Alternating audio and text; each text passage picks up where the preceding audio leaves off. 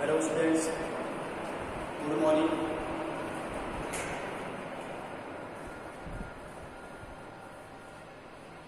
तो आज हम बात करें श्वसन के बारे में, श्वसन तंत्र के बारे में आज हम बात करेंगे। ठीक है, तो श्वसन तंत्र को इंग्लिश में बोलते हैं रिस्पायरेटरी सिस्टम, रिस्पायरेटरी सिस्टम, और श्वसन को बोलेंगे रिस्पायरेशन। ठीक है, तो श्वसन के बारे में हमने पीछे भी थोड़ा बहुत पढ़ा है कि श्वसन होता है क्या है। नॉर्मली आपने छोटी क्लास में आपने पढ़ा होगा, O2 को ग्रहण करना, CO2 को बाहर निकालने की जो प्रक्रिया होती है उसको हम क्या बोलते हैं, श्वसन बोलते हैं। और पीछे जो हमने 11th क्लास है उसमें भी हमने बात की थी कि जीवों का एक मुख्य लक्षण होता है श्वसन करना, या फिर जिस जीव में ये श्वसन की प्रोसेस होती है, श्वसन की जो प्रक्रिया होती है, या फिर हमने जीवों की सजीवता के जो लक्षण हमने पढ़े थे कि एक जीव को हम जीव कब मानेंगे, तो इसमें एक लक्षण क्या आता है, श्वसन आता है। कि जिस जीव में रिस्पायरेशन या श्वसन की प्रक्रिया होती है उसी को हम क्या बोलते हैं, जीव बोलते हैं। तो ये जो श्वसन की जो प्रक्रिया है पादपों में भी होती है और प्राणियों में भी होती है। तो यहाँ पे जो हम श्वसन की जो प्रक्रिया हम पढ़ेंगे वो मनुष्य में होने वाली जो श्वसन है उसके बारे में हम बात करेंगे यहाँ पे। तो सबसे पहले तो हम बात करते हैं कि श्वसन होता क्यों है, हमारे शरीर में श्वसन की प्रोसेस क्यों होती है, या हमें श्वसन के द्वारा जो हम O2 को ग्रहण कर रहे हैं या फिर O2 हमारे लिए आवश्यक क्यों होती है, तो उसके बारे में हम अगर बात करें तो सबसे पहले मैंने यही लिखा है श्वसन की आवश्यकता, हमें श्वसन करने की आवश्यकता क्यों पड़ती है, तो उसके बारे में मैंने लिखा है ऊर्जा के लिए। सीधी सी बात है, ऊर्जा के लिए या एनर्जी के लिए। तो ऊर्जा के लिए हमारे शरीर में जितनी भी जो यांत्रिक जो क्रियाविधि हो रही है उनको संपन्न कौन करवाती है, एनर्जी करवाती है। और ये एनर्जी प्राप्त कहाँ से होती है, श्वसन के द्वारा में प्राप्त होती है। अब देखो श्वसन की जो आवश्यकता है ऊर्जा के लिए, उनके लिए मैंने लिखा है कि खाद्य पदार्थों का ऑक्सीकरण। ठीक है, तो एक तो होता है ऑक्सीकरण और एक होता है एक्सचेंज। जब ऑक्सीकरण होता है तब किसकी आवश्यकता होती है, ऑक्सीजन की आवश्यकता होती है ना। एक ऐसी रासायनिक अभिक्रिया जो ऑक्सीजन की प्रेजेंस में हो रही है तो उसको हम क्या बोलते हैं, ऑक्सीकरण अभिक्रिया। ठीक है ना। तो यहाँ पे जो खाद्य पदार्थों का जो ऑक्सीकरण हो रहा है, और जब खाद्य पदार्थों का जब ऑक्सीकरण होता है तब किसका निर्माण होता है, ऊर्जा का निर्माण होता है। तो इसी ऊर्जा के द्वारा हमारे शरीर में जितने भी जो यांत्रिक क्रियाविधि हो रही है वो संपन्न होती है। ठीक है, यांत्रिक क्रियाविधि में जैसे कि पेशियों में संकुचन या कोई भी हमारे शरीर में कोई भी जो मूवमेंट हो रहा है, कोई भी जो मूवमेंट या जो मूव हो रहा है, मूवमेंट हो रहा है या गमन हो रहा है, तो वो सारा किसकी वजह से होता है, ऊर्जा की वजह से होता है। अब हम बात करते हैं परिभाषा के बारे में कि श्वसन की परिभाषा क्या है। तो श्वसन की परिभाषा में मैंने यहाँ पे लिखा है बाह्य वातावरण से O2 को ग्रहण करना, वह CO2 को बाहर निकालना, वह खाद्य पदार्थों के ऑक्सीकरण के द्वारा एनर्जी का निर्माण होना श्वसन कहलाता है। ठीक है, बाह्य वातावरण से O2 को ग्रहण करना, वह CO2 को बाहर निकालना, वह जो O2 हमने ग्रहण किए उस O2 के उपयोग से खाद्य पदार्थों का ऑक्सीकरण होना, और उस ऑक्सीकरण के द्वारा किसका निर्माण होता है, ऊर्जा का निर्माण होता है। और यहाँ पे ऊर्जा किस रूप में बनती है, ATP। और ATP क्या होती है, ऊर्जा की इकाई होती है। और ATP की फुल फॉर्म क्या होती है, एडेनोसिन ट्राइफॉस्फेट। ठीक है, जो ऊर्जा के निर्माण की प्रक्रिया क्या कहलाती है, श्वसन कहलाती है। यह हो गई इनकी श्वसन की परिभाषा। अब हम बात करते हैं कि श्वसन किस प्रकार की अभिक्रिया होती है। तो ये किस प्रकार की अभिक्रिया है, जैव रासायनिक अभिक्रिया। ठीक है, यदि कोई रासायनिक अभिक्रिया किसी जीव में हो रही है उसको हम क्या बोलते हैं, जैव रासायनिक अभिक्रिया। जीवों के अंदर होने वाली जो अभिक्रिया होती है वो अभिक्रिया क्या कहलाती है, जैव रासायनिक अभिक्रिया। अब इसको एक्सप्लेन अगर हम करें थोड़ा बहुत, तो एक्सप्लेन में सबसे पहले हम बात करते हैं बाह्य वातावरण। परिभाषा में हमने क्या लिखा था, बाह्य वातावरण से O2 को ग्रहण करना।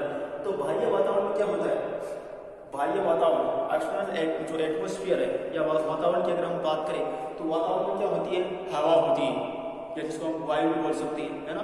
तो हवा क्या होती है, हवा संगठन होती है, सभी गैसों का जो संगठन होता है उसी संगठन को हम क्या बोलते हैं, हवा या वायु बोलते हैं। जब हम सभी गैसों की अगर हम बात करें जिसमें नाइट्रोजन भी आ जाती है, hydrogen, helium, neon, oxygen, carbon dioxide, तो ये सारी गैसेज आपस में मिलकर किसका निर्माण करती है, हवा या वायु का निर्माण करती है। अब हमें हवा में से सिर्फ कौन सी एक गैस चाहिए, O2 गैस चाहिए। ठीक है, तो यहाँ पे हम जो हवा या वायु है मैंने यहाँ पे लिखा है O2, nitrogen, helium, neon, CO2 वगैरह सारी गैसेज आ गई। तो उस हवा को हम ग्रहण कर रहे हैं है ना कि हम O2 को ग्रहण कर रहे हैं। यहाँ पे मैंने क्या लिखा है, O2 को ग्रहण करना, तो यहाँ पे हम O2 को ग्रहण नहीं कर रहे, एक्चुअल में हम किसको ग्रहण कर रहे हैं, हवा को ग्रहण कर रहे हैं। तो इस हवा को हम अंतर श्वसन के द्वारा, आगे हम श्वसन के दो प्रकार पढ़ेंगे। आप श्वसन हवा को जो ग्रहण कर रहे हैं तो वो प्रक्रिया क्या कहलाती है, अंतर श्वसन, यानी इसको बोलते हैं निःश्वसन, है ना, निःश्वसन, निःश्वसन, ठीक है। तो हवा को या O2 को अंदर ग्रहण करना क्या कहलाता है, निःश्वसन कहलाता है या अंतर श्वसन कहलाता है। तो हवा को ग्रहण करेंगे, अब हम हवा को ग्रहण या वायु को ग्रहण करेंगे तो कहाँ पे जा रहे हैं, फेफड़ों में, ठीक है। तो आगे हम बात करेंगे फेफड़े। फेफड़े क्या होते हैं, हमारे रिस्पायरेटरी ऑर्गन होते हैं। श्वसन अंग की अगर हम आगे बात करेंगे तो श्वसन अंग क्या होते हैं, लंग्स या फेफड़े होते हैं। फेफड़ों की अगर हम बात करें तो फेफड़ों के निर्माण में क्या भाग लेती है, वायु कोशिकाएं। पीछे हमने किडनी के बारे में भी हमने बात की थी, तो किडनी के निर्माण में कौन भाग लेता है, नेफ्रॉन भाग लेता है। तो इसी प्रकार लंग्स के निर्माण में या फेफड़ों के निर्माण में कौन भाग लेता है, वायु कोशिकाएं भाग लेती है। तो फेफड़ों के निर्माण में वायु कोशिकाएं, जब हम वायु कोशिकाओं की अगर हम बात करें तो वायु कोशिकाओं में क्या होता है, रक्त वाहिकाओं का जाल होता है। क्या होता है, रक्त वाहिकाओं का जाल, रक्त वाहिकाओं का जाल होता है, जिसमें क्या होता है, ब्लड होता है या रक्त होता है, ठीक है। जब हम ब्लड की अगर हम बात करते हैं तो ब्लड में क्या क्या होती है, आरबीसी होती है, डब्ल्यूबीसी होती है, प्लेटलेट्स होती है। तो जब हम आरबीसी की बात करें तो आरबीसी में एक श्वसन वर्णक होता है, उसको बोलते हैं हीमोग्लोबिन। कल भी हमने बात की हीमोग्लोबिन, और हीमोग्लोबिन को हम क्या बोलते हैं, एचबी, है ना, एचबी लिखते हैं इसको। तो हीमोग्लोबिन की जब हम बात करें तो यहाँ पे जो हवा अपने फेफड़ों की जो हवा होती है उसमें जो ही वो प्रेस करेगी, तब ब्लड में उपस्थित जो हीमोग्लोबिन है वो क्या करेगा, हवा के साथ आने वाली ऑक्सीजन गैस, जो ऑक्सीजन जो गैस है उसको क्या कर लेगा, बाइंड कर लेगा या उसको कैचअप कर लेगा, पकड़ लेगा, और शेष सारी हवा वापस बाहर निकल जाएगी, ठीक है ना। जो हवा हम इंटेक कर रहे हैं या ग्रहण कर रहे हैं वो हवा जाकर के हमारी जो फेफड़े की जो गुहा होती है उस गुहा से टकराती है, ठीक है। और फेफड़ों की गुहा की जो दीवार होती है उस दीवार में क्या होता है, रक्त वाहिकाओं का जो जाल होता है उसमें ब्लड होता है, और ब्लड जो ही हवा टकराएगी और हवा में जो ऑक्सीजन है वो क्या करेगा, हीमोग्लोबिन उस ऑक्सीजन को पकड़ लेगा, यानी हीमोग्लोबिन ऑक्सीजन के साथ क्या हो रहा है, बाइंड हो रहा है, एक बंध का निर्माण कर रहा है। तो बंध क्या बनेगा, H3 और O2, किसका निर्माण होगा, H3 और O2 का निर्माण, ये होगा ना, H3 प्लस O2 किसका निर्माण होगा, H3O2, H3 plus O2, H3O2 का निर्माण होगा, इसको हम क्या बोलते हैं, ऑक्सी हीमोग्लोबिन, ठीक है। अब ये ब्लड फेफड़ों से निकल करके कहाँ पे जाता है, हार्ट में जाता है या हृदय में जाता है, और हृदय क्या कर रहा है, उस ब्लड को पूरी बॉडी में पंपिंग करता है या डिस्ट्रीब्यूट या वितरित करता है, ठीक है। अब ये ब्लड कहाँ पे जा रहा है, लास्ट में कोशिका के अंदर जाता है, कोशिका में जाता है या उत्तक में जाता है। तो कोशिका में एक प्रोसेस होती है, ग्लाइकोलाइसिस प्रोसेस।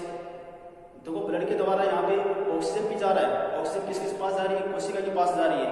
उसी प्रकार ग्लूकोज जो कि हमारा जो आहार नाल है उसमें जो फूड का जो पाचन होता है, जिसके फलस्वरूप इसका निर्माण होता है, ग्लूकोज का निर्माण होता है, तो वो ग्लूकोज ब्लड के माध्यम से भी कहाँ पे जा रहा है, कोशिका में जा रहा है। अब कोशिका के अंदर क्या होता है, ग्लूकोज का या खाद्य पदार्थों का क्या होता है, ऑक्सीकरण होता है। तो यहाँ पे जब ग्लूकोज का ऑक्सीकरण होगा तो किसकी आवश्यकता होगी, O2 की आवश्यकता होगी। तो ये ऑक्सीजन क्या करवाएगी, उस ग्लूकोज का ऑक्सीकरण करवाएगी, और किसका निर्माण होगा, ऊर्जा का निर्माण या ATP का निर्माण होगा, ठीक है। अब ग्लूकोज से जब ग्लूकोज का ऑक्सीकरण होता है तब एक वेस्ट प्रोडक्ट या अवशिष्ट पदार्थ बनता है CO2 गैस, ठीक है। अब ये CO2 गैस वापस कहाँ पे आती है, ब्लड में, और ब्लड में हीमोग्लोबिन के साथ क्या बनाती है, कि बॉन्ड बनाती है, बंध बनाती है। यहाँ पे अब कौन बना रहा है, अब कौन बना रहा है, H हीमोग्लोबिन, किसके साथ, CO2 के साथ, और किसका निर्माण होगा, H3CO2। तो इसको तो बोलते हैं ऑक्सी हीमोग्लोबिन और इसको बोलते हैं डीऑक्सी हीमोग्लोबिन, ठीक है। अब इस ब्लड में क्या है, CO2 मिक्स है। अब ये ब्लड वापस कहाँ पे आएगा, हार्ट में आएगा, हार्ट से ये वापस कहाँ पे आता है, फेफड़ों में आता है, ठीक है। जो ही ये ब्लड फेफड़ों में आएगा तब ये H3CO2 है कि बीच में जो बॉन्ड बन रहा है या बंध बन रहा है वो टूट जाएगा, CO2 वापस से हम इसको वापस बाहर निकाल देते हैं। तो ये सारी की सारी जो प्रोसेस है, प्रोसेस हम क्या कहलाते हैं, श्वसन कहलाती है, ठीक है। तो आगे हम इसी के बारे में हम बात करेंगे, श्वसन क्या होता है, श्वसन के प्रकार, श्वसन तंत्र के बारे में बात करेंगे, मनुष्य में श्वसन तंत्र में कौन कौन से अंग भाग लेते हैं, उनकी संरचना क्या होती है, श्वसन की क्रिया विधि हम पढ़ेंगे, ठीक है ना। और श्वसन के द्वारा हम कितनी हवा को ग्रहण कर सकते हैं, कितनी को हम बाहर निकालते हैं, तो वो पढ़ेंगे हमारी, ठीक है। और उनके बाद में श्वसन तंत्र से रिलेटेड हम रोगों के बारे में बात करेंगे, ठीक है। तो ये आज की होगा श्वसन के बारे में। यहाँ पे हम दो टॉपिक के बारे में बात करिए, एक तो श्वसन की आवश्यकता क्यों होती है, दूसरा हमने पढ़ा श्वसन की परिभाषा, और उनके बाद में श्वसन को हमने क्या किया है, व्याख्या किया या एक्सप्लेन किया। तो श्वसन की आवश्यकता क्यों होती है, ऊर्जा के लिए, ठीक है। तो ऊर्जा हमें कब प्राप्त होगी, जब खाद्य पदार्थों का ऑक्सीकरण होता है, और ऑक्सीकरण में O2 का क्या होता है, उपयोग होता है, ठीक है। और ये O2 हमें कहाँ से प्राप्त हो रही है, श्वसन के द्वारा प्राप्त हो रही है। दूसरा हमने पढ़ा श्वसन की परिभाषा, तो श्वसन की परिभाषा में क्या, O2 को ग्रहण करना, CO2 को बाहर निकालना, वह जो O2 हमने ग्रहण किए उसको खाद्य पदार्थों के ऑक्सीकरण के द्वारा या खाद्य पदार्थों के ऑक्सीकरण में उपयोग में लेकर ऊर्जा का निर्माण करना, तो सारी की सारी प्रक्रिया क्या कहलाती है, श्वसन कहलाती है, ठीक है। यहाँ पे इसको एक्सप्लेन किया गया है। बाह्य वातावरण है, बाह्य वातावरण में क्या होती है, हवा होती है, वायु होती है। हवा क्या होती है, सभी गैसों का संगठन होता है। तो इस हवा को हम क्या कर रहे हैं, निःश्वसन की प्रक्रिया के द्वारा हम इसको फेफड़ों में लेते हैं। फेफड़ों में क्या होता है, वायुकोपिकाएं होती है। वायुकोपिका के निर्माण में कौन भाग लेती है, रक्त वाहिकाओं का जो जाल होता है वो इससे मिलकर के वायुकोपिका का निर्माण होता है। अब उस रक्त वाहिकाओं में जो ब्लड होता है, ब्लड की हीमोग्लोबिन है, वो हीमोग्लोबिन क्या कर रहा है, उस ऑक्सीजन को या O2 को पकड़ रहा है। अब वो हीमोग्लोबिन उस ऑक्सीजन को कहाँ पे पहुंचाता है, कोशिका तक पहुंचाता है। तो कोशिका में क्या हो रहा है, खाद्य पदार्थों का बार बार ऑक्सीकरण हो रहा है और बार बार ऊर्जा का निर्माण होता है, ठीक है। लेकिन जब यहाँ पे ऑक्सीकरण होता है तब CO2 का निर्माण होता है। वो CO2 वापस ब्लड के माध्यम से कहाँ पे आती है, फेफड़ों में आती है, और फेफड़ों में आकर के इसके द्वारा हम उसको बॉडी से बाहर निकाल देते हैं। तो यहाँ पे एक तो निःश्वसन होता है, एक उच्छ्वसन होता है। एक तो क्या होता है, निःश्वसन, एक उच्छ्वसन होता है, ये दोनों की प्रक्रिया, ठीक है ना। अब हम बात करते हैं श्वसन के प्रकार। तो श्वसन के प्रकार की अगर हम बात करें तो श्वसन दो प्रकार का होता है।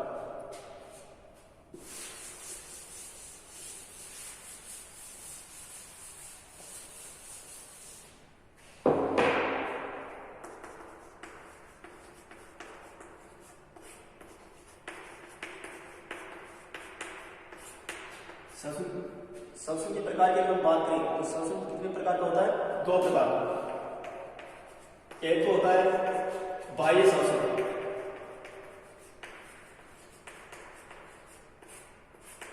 ठीक है। दूसरा होता है अंतर श्वसन,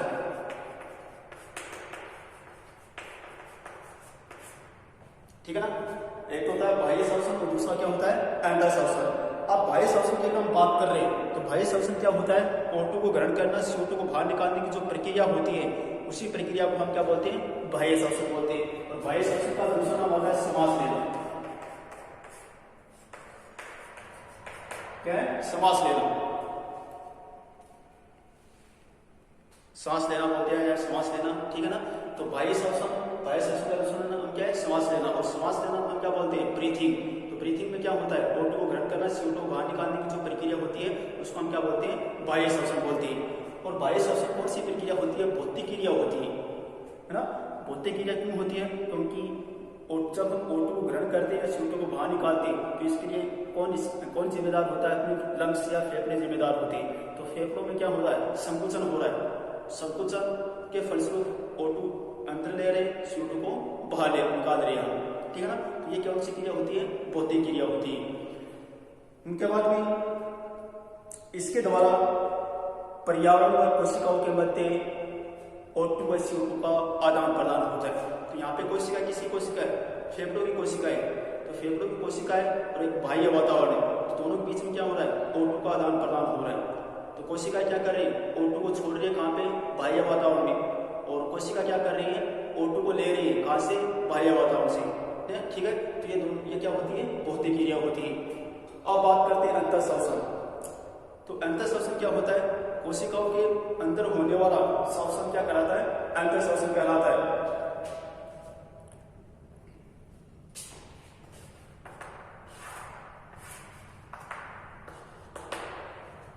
ठीक है ना। तो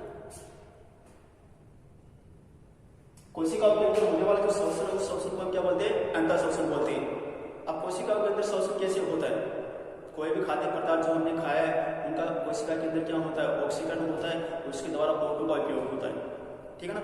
तो यहाँ पे जब खाद्य पदार्थों का ऑक्सीकरण होता है तो उसमें O2 उपयोग हो रही है या नहीं हो रही है, उसके आधार पर यह अंतर शोषण दो प्रकार का होता है।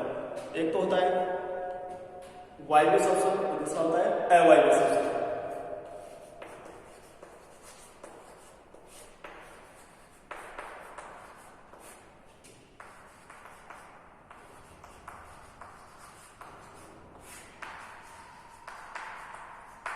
एक तो होता है वायवीय शोषण, दूसरा होता है अवायवीय शोषण।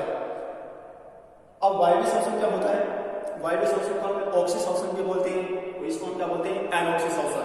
इसको हम क्या बोलते हैं, ऑक्सी शोषण। ठीक है, और इसको हम क्या बोलेंगे, एनऑक्सी शोषण। अब वायवीय शोषण यानी वायु की उपस्थिति में या ऑक्सीजन की उपस्थिति में होने वाला शोषण क्या कहलाता है, वायवीय शोषण कहलाता है। तो पहले O2 की प्रेजेंस में होता है, जबकि अवायवीय शोषण क्या होता है, O2 की एब्सेंस में होता है।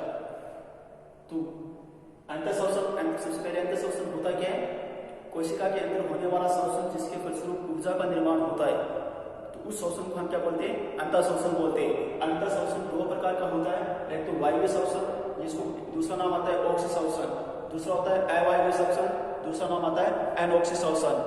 ठीक है, ये शोषण में दो प्रकार है। अगर कोई शोषण अगर हवा की उपस्थिति, वायु की उपस्थिति में हो रहा है या ऑक्सीजन की उपस्थिति में हो रहा है, उसको बोलते हैं वायवीय शोषण। यदि कोई शोषण O2 या ऑक्सीजन की अनुपस्थिति में होता है, उस शोषण को हम क्या बोलते हैं, एनऑक्सी शोषण या अवायवीय शोषण। पहली बात तो ये शोषण किसकी प्रेजेंस में होता है, O2 की प्रेजेंस में। ये शोषण किसकी प्रेजेंस में होता है, O2 के एब्सेंस में होता है ये शोषण। ठीक है ना। इस शोषण में क्या होता है, खाद्य पदार्थों का पूर्ण ऑक्सीकरण होता है। वायु शोषण में क्या होता है, खाद्य पदार्थों का जैसे कि ग्लूकोज का क्या होता है, पूर्ण ऑक्सीकरण होता है। किसका निर्माण होता है, ऊर्जा, वाटर व CO2 का निर्माण होता है। तो यहाँ पे जब ग्लूकोज का कंप्लीट ऑक्सीडेशन होगा तब किसका निर्माण होगा, H2O CO2 प्लस ATP, इसका निर्माण होगा। H2O CO2 प्लस ATP का निर्माण होता है। लेकिन जब अवायवीय शोषण का जब O2 के एब्सेंस में अगर कोई शोषण होता है तो अलग अलग वो सेल्स पे डिपेंड करता है। जैसे कि हमारी पेशियों में अगर अवायवीय शोषण हो रहा है तब किसका निर्माण होता है, लैक्टिक एसिड का निर्माण होता है। उसी प्रकार जब हम जीवाणु की अगर हम बात करें तो जीवाणु में जो शोषण हो रहा है वो मोस्टली अवायवीय शोषण होता है। जब अवायवीय शोषण होता है तब किसका निर्माण होता है, एथिल एल्कोहल का निर्माण होता है। तो ये शोषण के प्रकार है। तो शोषण कितने प्रकार का होता है, दो प्रकार का होता है। एक तो होता है बाह्य शोषण, दूसरा होता है अंतर शोषण। बाह्य शोषण किसे कहेंगे हम, कि बाह्य वातावरण से O2 को अंदर लेना, CO2 को बाहर निकालना और की जो प्रक्रिया होती है उस प्रक्रिया को हम बोलते हैं बाह्य शोषण। और बाह्य शोषण में क्या होता है, एक कोशिका व बाह्य वातावरण के बीच में क्या होता है, गैसों का आदान प्रदान होता है, O2 और CO2 का आदान प्रदान होता है। और ये बाह्य शोषण कैसे होती है, भौतिक क्रिया होती है। ठीक है ना, भौतिक रासायनिक क्रिया होती है। अगर हम अंतर शोषण की बात करते हैं तो अंतर शोषण की अंदर होने वाला, किसके अंदर, कोशिका के अंदर, तो कोशिका के अंदर होने वाला शोषण क्या कहलाता है, अंतर शोषण कहलाता है। और अंतर शोषण में क्या होता है, ऊर्जा का निर्माण होता है। ऊर्जा का निर्माण कब होगा, जब खाद्य पदार्थों का ऑक्सीकरण होगा। अब जब खाद्य पदार्थों का ऑक्सीकरण होगा तब O2 प्रेजेंस है या नहीं है, उसके आधार पर ये अंतर शोषण के दो प्रकार होंगे, वायवीय शोषण व अवायवीय शोषण। जो वायवीय शोषण होता है वो O2 की प्रेजेंस में होता है, जबकि अवायवीय शोषण O2 की एब्सेंस में होता है या O2 की अनुपस्थिति में होता है। ठीक है ना।